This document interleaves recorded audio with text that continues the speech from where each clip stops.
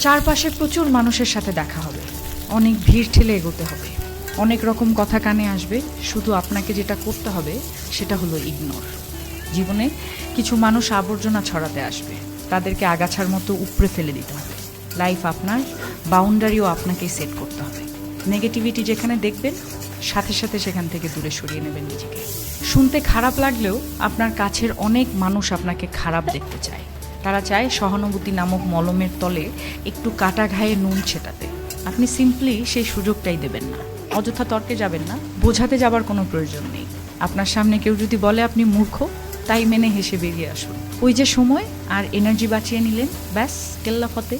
যে যা বলছে শুনে নিন, আর মুচকি হেসে শির দ্বারা সোজা করে নিজের সিদ্ধান্তটা নিজেই নিন।